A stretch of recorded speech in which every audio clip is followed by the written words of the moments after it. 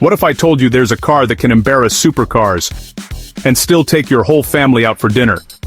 A family car with hypercar DNA. Is this the smartest car ever built? Or completely insane? For decades, hypercars made one thing clear. Speed comes at the cost of practicality. 2 seats, no luggage, no comfort, no compromises, except your spine. But then Koenigsegg said, what if we do everything at once? This is the Koenigsegg Gemera. 4 seats, mega performance, future tech. Does this officially change what a hypercar is supposed to be? When the Gemera was first revealed, the world lost its mind. A hypercar powered by a tiny 3-cylinder engine called the Tiny Friendly Giant, backed by electric motors, and just when people thought Koenigsegg couldn't push it further, they dropped the V8 dark matter hybrid option. Now, we're talking up to 2,300 horsepower, all-wheel drive, torque vectoring, and acceleration that feels like time travel. This is the same future-first mindset we're starting to see in other revolutionary cars too. And by the way, if you're fascinated by vehicles that challenge everything we know about efficiency and design, I've already broken that down in my Aptera video. Link is waiting for you in the description. Different philosophies. Same mission. Redefine the car industry. So here's the real question. When cars like this exist, are traditional hypercars already outdated? Visually, the Gemera looks like it's alive. Every curve is functional, every vent feeds airflow, and nothing is there just for show. Step inside and the vibe completely shifts. Luxury materials, digital displays, 4 real seats, and comfort that feels illegal in a hypercar. Performance? 0 to 60 miles per hour in around 1.9 seconds. Top speed north of 250 miles per hour. And a price that starts around $1.7 million, depending on how wild you spec it. So let me ask you this. If one car replaces your daily, your supercar, and your GT cruiser, is this overpriced or secretly a genius deal? The Gemera isn't made for quiet people. It fits someone like Elon Musk, because it's disruptive, futuristic, and honestly, it just ignores tradition. It screams Cristiano Ronaldo. Elite performance, outrageous confidence, and zero interest in blending in. And it perfectly matches Jay Leno, one a car collector who values innovation, rarity, and historical importance over hype. This isn't about flexing wealth, it's about flexing intelligence and engineering dominance. So tell me, which of these celebrities truly deserves the Gemera the most? The Gemera's biggest strength is also its biggest controversy. It offers ridiculous horsepower while still being practical, comfortable, and usable every day. Something no traditional hypercar can claim. The hybrid tech is years ahead. The exclusivity is guaranteed. And the engineering will age like fine wine. But let's be real. This car isn't perfect. The price is brutal. Production is extremely limited. And ownership isn't for anyone who wants simplicity or low maintenance. This is a car that demands attention, understanding, and well, a very forgiving bank account. So here's the real decision. Is the Gemera a once-in-a-generation masterpiece? Or an overcomplicated flex? The Koenigsegg Gemera doesn't just compete with hypercars. It makes them look outdated. It proves the future isn't about choosing between speed, luxury, or usability. It's about having all of it at once. If you enjoyed this breakdown, hit like, subscribe for more elite car content, and comment below. Would you daily drive the Gemera? Because the future of cars isn't coming, it's already parked in Sweden. Ferrari didn't build this car for lap times. They built it to remind the world who invented obsession. A machine that doesn't chase trends, doesn't care about algorithms, and absolutely doesn't ask for permission. This is the Ferrari Daytona SP3. Is this Ferrari's most emotional creation in decades? Ferrari could have gone hybrid, They could have gone electric, they could have played it safe. Instead, they looked at history and hit the gas. This is the Ferrari Daytona SP3. A tribute to Ferrari's legendary Daytona racers from the 1960s, but reborn as a modern icon series monster. So tell me, should Ferrari move on from the past, or protect it like this? The Daytona SP3 sits in Ferrari's ultra-exclusive Icona lineup, and everything about it screams heritage. A naturally aspirated 6.5-liter V12. No turbos, no hybrid assist, just pure mechanical anger producing 828 horsepower. In a world where everything is becoming quieter, smarter, and more digital, Ferrari went the opposite direction. And what's wild is how extreme the contrast is today. Some brands are doubling down on raw emotion like Ferrari, while others are reinventing what a vehicle even is. If that future shock side of cars interests you, I actually broke it down in my Tesla Cybertruck video. Completely different mindset, completely different audience, but just as disruptive. You'll find that link waiting in the description. So here's the real debate. Is the future about silent innovation or loud passion? Visually, the Daytona SP3 looks like a sculpture in motion. No rear wing, just aggressive arrow carved into the body itself. Those dramatic rear strakes aren't just for drama. They manage airflow like a race car. Inside, it's minimal, focused, and unapologetically Ferrari. Carbon fiber everywhere, racing seats, and a cockpit that feels like it was built around the driver's heartbeat. Performance, 0 to 60 in about 2.8 seconds. Top speed, over 211 miles per hour. Price, around $2.2 million. And every single unit was sold before most people even saw it. So, be honest, is paying over $2 million for a V12 Ferrari genius? Or, emotional insanity? This car fits a very specific type of owner. Tom Cruise makes sense. Obsessed with precision, risk, and doing things the hard way. Tim Cook fits too. Understated power, perfection in design, and a deep respect for legacy. And Mr. Beast? Absolutely. Because the Daytona SP3 isn't about practicality. It's about owning something almost no one else can. This isn't influencer flashy. This is quiet dominance. So tell me, which of these deserves the Daytona SP3 the most?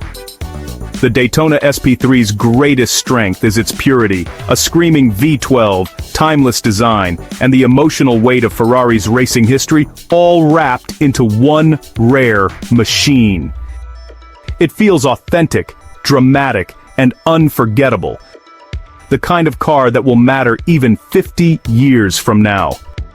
But let's be real, it's not comfortable, it's not practical, and it's definitely not subtle. This is a car built for collectors, not commuters, and for people who value feeling over function. So here's the final question. Is the Ferrari Daytona SP3 a masterpiece that preserves Ferrari's soul, or a beautiful refusal to move on? The Daytona SP3 doesn't try to predict the future, it protects the past. How about at full volume? As the car world splits between electric silence and digital screens, Ferrari reminds us why engines made us fall in love in the first place. If you enjoyed this breakdown, hit like, subscribe for more elite car stories, and comment below. Would you rather drive the roaring V12 Daytona or the radical Cybertruck future? Because some legends evolve, and some legends choose to roar forever. Aston Martin didn't just make a hypercar, they made a spacecraft for the road. A car so extreme it feels like it belongs on a Formula One track, not the street. This is the Aston Martin Valkyrie. Every curve, every vent, every inch of carbon fiber screams one thing: performance above all else. So tell me, is this a car or a dream you can actually drive?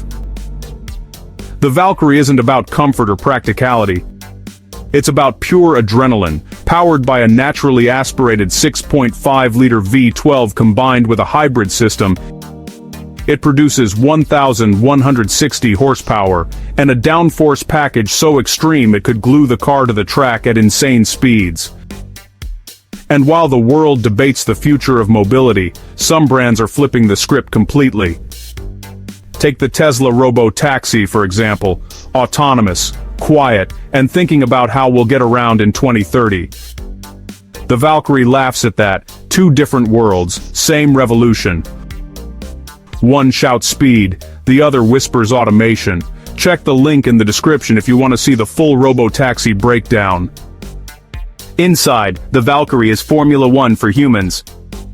Carbon fiber seats, minimal buttons, and a cockpit that forces you to focus on one thing. The road. The speed. The moment. Luxury is secondary. Emotion is primary. Now let's talk owners. This is for people who live life on the edge. Robert Downey Jr. fits perfectly. Bold. High-tech obsessed. Larger than life. Travis Scott, because the Valkyrie's drama matches his creativity and energy. And Patrick Mahomes. Speed, precision, and absolute confidence in high-pressure situations. So tell me, which of these celebrities belongs behind the wheel first? The Valkyrie's strength is its uncompromising design and insane performance. Every component is engineered to cut weight, maximize aerodynamics, and deliver a driving experience like nothing else. But that same perfection comes with huge costs. It's brutally expensive, incredibly rare, and impossible to use as a daily car. This is a collector's F1 experience on the street, not a grocery getter. So here's the question. Is the Aston Martin Valkyrie a masterpiece of engineering? Or a crazy, untamed experiment? The Valkyrie doesn't whisper. It roars. It commands attention. And it challenges everything we think a road car can be. If you enjoyed this breakdown, hit like, subscribe for more elite hypercar stories, and comment below. Would you race in the Valkyrie? Or ride into the future with the Tesla robotaxi? Because some legends are built to defy gravity, and some are built to redefine reality. This car isn't just fast. It's the last breath of a legendary engine. The final W16 Roadster ever built. And Bugatti made sure it goes out loud, wild, and unforgettable. The end of an era on four wheels. Is this the most emotional Bugatti ever created? For years, Bugatti ruled with brute force, luxury, and numbers that didn't feel real. But every legend has a final chapter. And this one doesn't whisper goodbye. This is the Bugatti Mistral. Pure power with no filters. So tell me, should legends end quietly, or with absolute chaos? The Bugatti Mistral is more than a new model. It's a farewell letter, powered by the iconic 8-liter quad-turbo W16, pushing around 1,600 horsepower. The same monster from the Chiron Supersport, but this time with nothing between you and the sound. Bugatti engineered the Mistral to be the fastest roadster ever, touching 260+ miles per hour, while still delivering that signature Bugatti luxury. What's crazy is how different brands are saying goodbye to old tech in totally different ways. Some go extreme like Bugatti, others jump straight into the future, and if that future vision side of cars excites you, I actually covered it in my Mercedes AVTR video. Completely different philosophy, but just as mind-bending. The link is waiting for you in the description. So here's the real debate. Is raw power the perfect goodbye, or should the future have arrived sooner? Visually, the Mistral looks like wind frozen in carbon fiber. The front air channels, the aggressive rear, and those sculpted lines are all designed to control chaos at insane speeds. Inside, it's pure Bugatti elegance.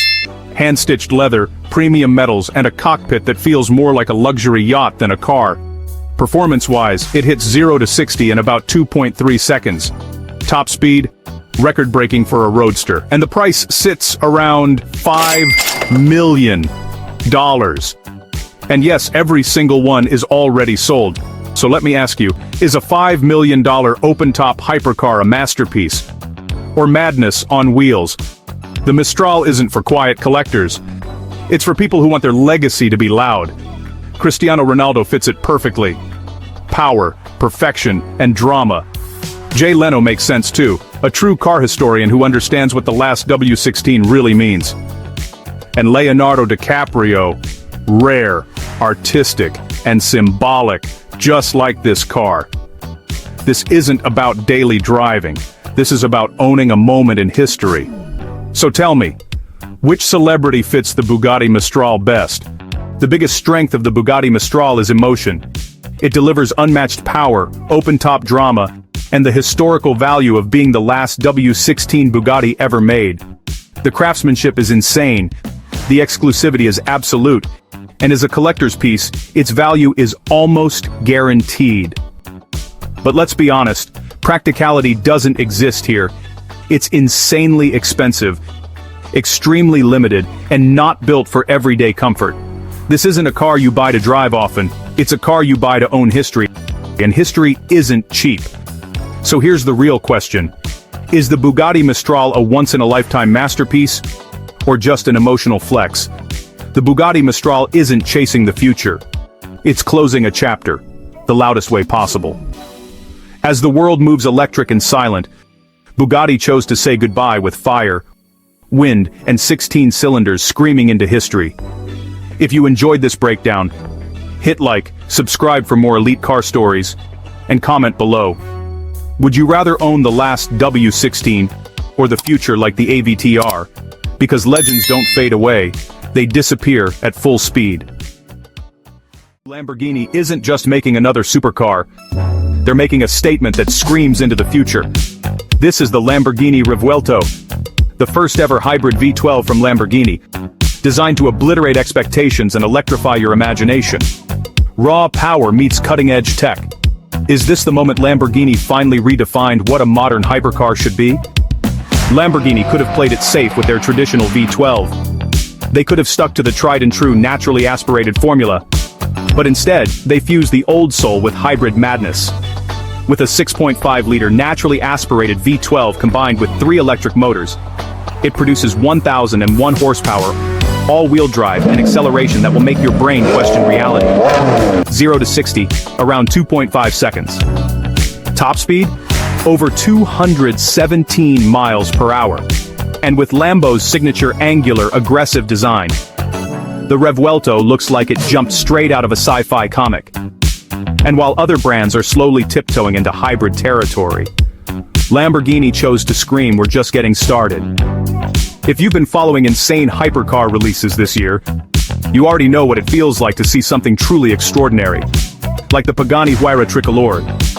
That car rewrote hypercar aerodynamics, brought Formula One-inspired tech to the road, and reminded the world that Pagani still plays in a league of its own. The Revuelto channels that same energy. A fusion of emotion, tech, and pure chaos.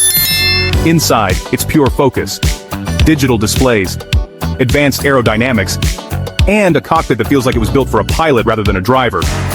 Luxury is present but secondary. This car is about connection, speed, and adrenaline. This car isn't for casual buyers. Chris Hemsworth fits perfectly. Bold, powerful, and larger than life. Mark Zuckerberg makes sense too. Obsessed with innovation, technology, and doing things no one else can. And Lewis Hamilton. No explanation needed. The Revuelto is speed incarnate, and he's all about pushing boundaries. So tell me, which of these would you see sliding into the Revuelto first? The biggest strength of the Revuelto is its perfect balance of old-school V12 drama and futuristic hybrid tech. It's rare, it's fast, it's Lamborghini through and through, and it's exactly the kind of machine that makes automotive history. But it's also brutally expensive, maintenance will humble your bank account, and practicality is, well, laughable. This isn't a daily driver. This is a collector's hybrid masterpiece designed for those who want to feel history in motion. The Revuelto doesn't just race. It announces itself. If you enjoyed this breakdown, hit like, subscribe for more elite hypercar stories, and comment below. Would you embrace the hybrid roar? or stick with pure gas power? Because some legends evolve, and some legends refuse to compromise.